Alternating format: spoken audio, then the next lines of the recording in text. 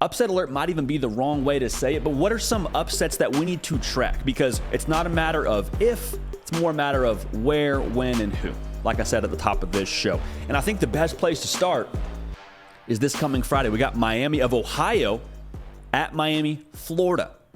And this game has a little bit of juice to it because it's on a Friday, and we all understand here in the college football world, if you're playing on a weekday, if you're playing on any game but Saturday, things can get a little bit strange. So we got a Freaky Friday lined up for us here. Also, Miami last year, I think it's a different team than what we saw last year, but they also lost to a team they weren't supposed to lose to in Middle Tennessee.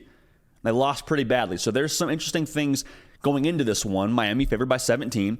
Miami, Florida, that is, favored by 17. And during the week, a media member of Miami, Ohio, this is going to get confusing, asked the quarterback for Miami of Ohio, Brett Gabbert, younger brother of Blaine Gabbert, so where's the real Miami at? Clearly setting him up. Clearly just putting it on the tee for him to knock it out of the park. He says, Oxford, Ohio. And they said, why? Because y'all been around longer? Or he just kind of shook his head and said, nope, we're going to show them September 1st. And so, I mean, hey, this has all the makings of a great upset should it happen.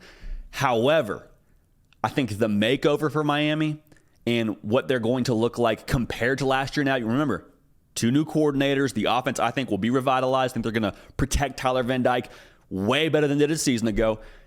Even with that being said, there is just a slight feeling of like, you wonder how far along Miami is compared to last year. I think they're much better, but you still have to see it to believe it. The percent chance of this upset happening, I think, is right around 20%. Again, we're not predicting any of these upsets. However, if they happen, we will probably come back to this and say, hey, see, we said there was a chance. So 20% chance for Miami of Ohio to upset Miami, Florida in the Miami Bowl on Friday. Now, here's one that a lot of people are curious to watch. Colorado going to TCU. This is the first time we'll get to see Coach Prime in action as the head coach of Colorado. And remember now, Coach Prime, he's got some roots in Texas. He was in Texas prior to going to Jackson State. And he also, if you're, reading these headlines, was thrown into the mix when that TCU job became available. His name was at least floated around there. So the interesting thing with this, TCU, 20.5-point favorite at home, played for a national title last year. A lot of those pieces are gone, but we really have no gauge for what Colorado is going to be. And I don't say that to say that we have no idea what these players are going to play like. I mean, we have no reference point throughout history of a team totally overhauling their roster from one season to the next.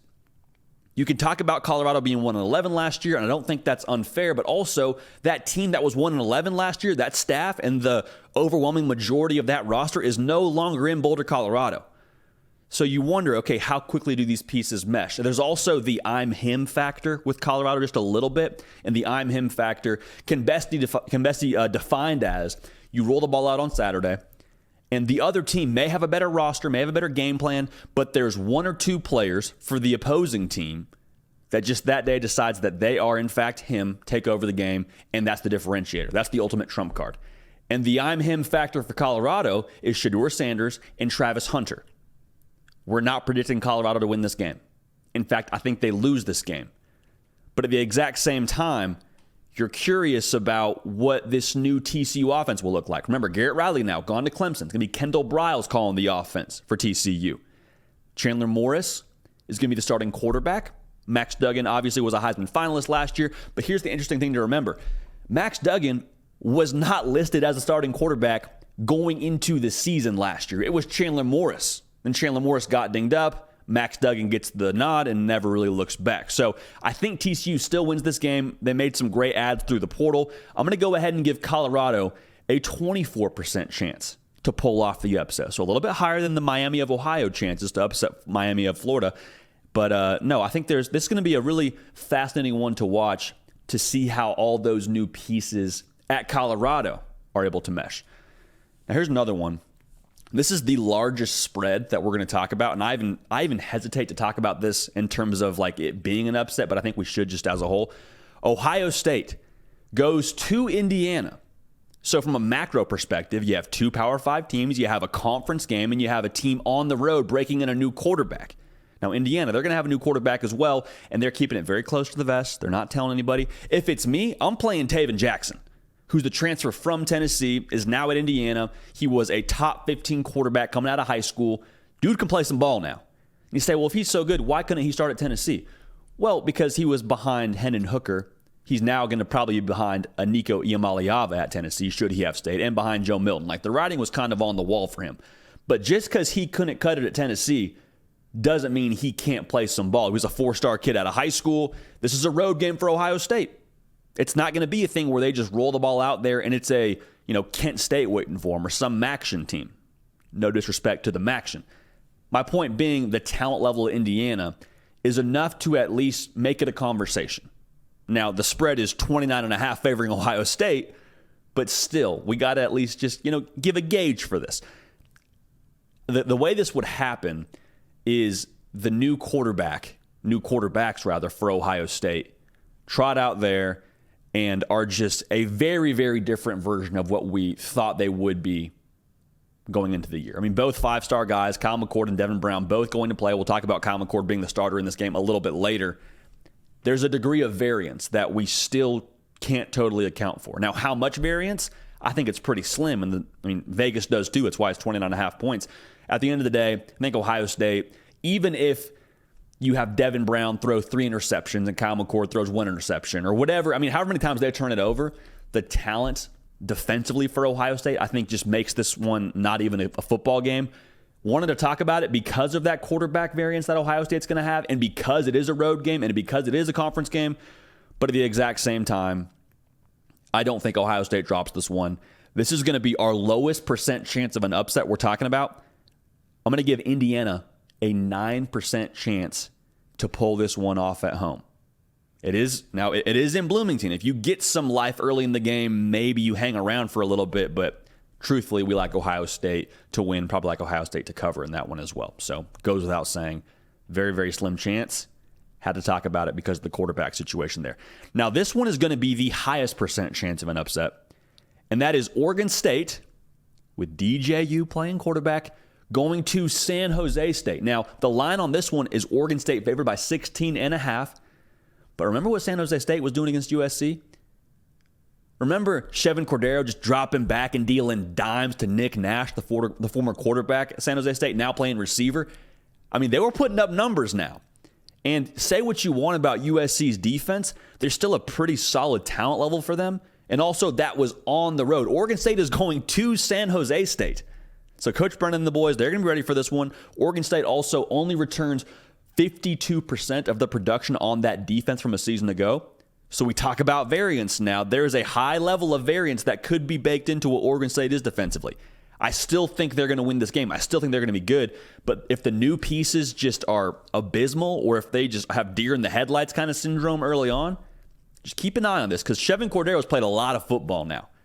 You're not going to show him too much that he hasn't seen already, going into his 6th year right now. Also, DJ Uiagalelei, how much improved is he as now the new starting quarterback for Oregon State? There was a lot made about the system at Clemson. If DJU goes out there and just slings it, I think you say, yeah, that makes sense. You look at what was at Clemson. They were pretty simplistic offensively, and they didn't really put him in position to succeed. But all that's to say, there's some variance baked in here. I love the quarterback for San Jose State, like we've talked about already.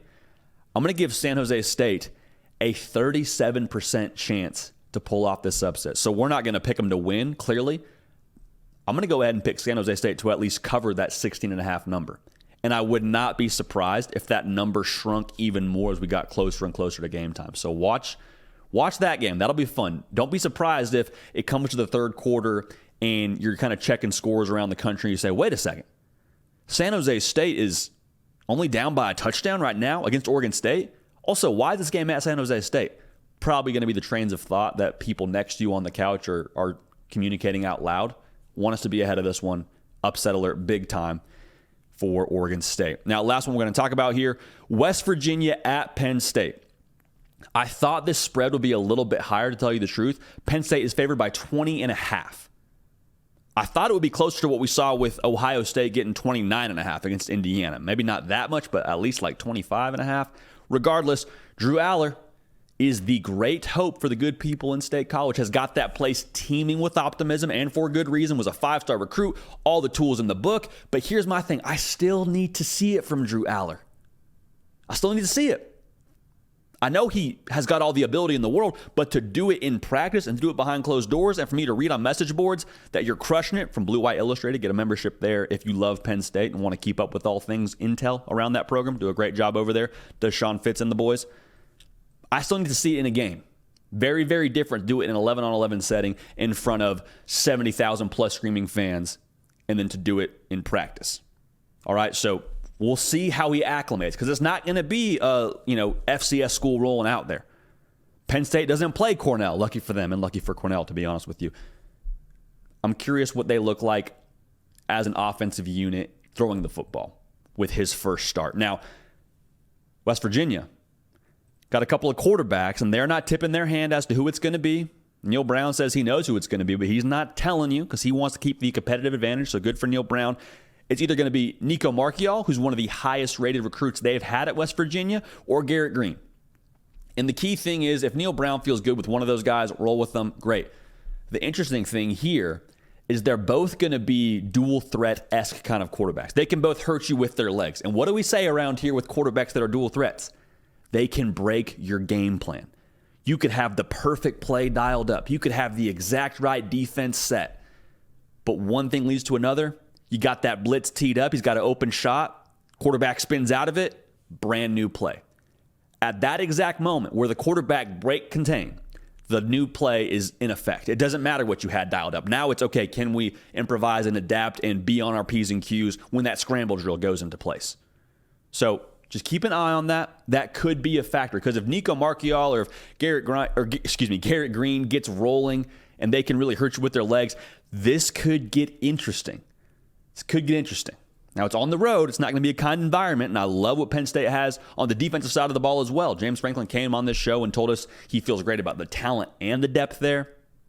So I'm just saying it's kind of a curious game because Neil Brown, man, whenever you have those hot seat segments, when you see him on YouTube or whatever, like Neil Brown usually is somewhere around the thumbnail. It's kind of unfortunate, but kind of the reality for West Virginia. But I think it makes them even more dangerous because Andy Staples, he calls Neil Brown Coach YOLO. Like at this point, he's like, listen, house money. I understand the conversation around my job. I'm all in, baby. Let's go. You think I'm scared? I got nothing to lose. I'm down to dial up a flea flicker on 2nd and 10. You think I won't? I got nothing to lose. I'm getting fired next week, they're telling me. That's what the message boards and the internet's trying to talk about with Neil Brown. You think I care? I'm going down swinging. Nothing more dangerous than a man leading a football team with nothing to lose. Expect them to be aggressive. So my concern in this game for West Virginia, though, is the run defense. They allowed 4 yards a carry last year. I don't think it's going to be a whole lot better. It's a tall order to try and go up against that offensive line for Penn State. And oh, by the way, Nick Singleton and Katron Allen carrying the mail for you. Even if Drew Aller takes a minute to kind of get his feet set, they're going to be able to run the football, I believe, nearly at will. They're going to win this football game. I think they're going to cover as well as Penn State. But the chance of an upset for West Virginia, I'm going to put right around 12%. Not impossible. It's like a 1 in 10, give or take, if you're the good people in Morgantown. I think that's going to be a fun one to watch, though, and we'll learn a lot about Penn State, at least in the early going. So those are the upsets we are keeping an eye on. We're not predicting. We're not saying these are going to be upsets. We're giving you our percentage chance. If I had to pick one out of this whole slate, Oregon State going to San Jose State is the one to keep an eye on. Hey, y'all. Thanks so much for watching. Subscribe to the channel here to make sure you don't miss an episode of The Hard Count. Also, be sure to check out other videos on the On3 YouTube channel.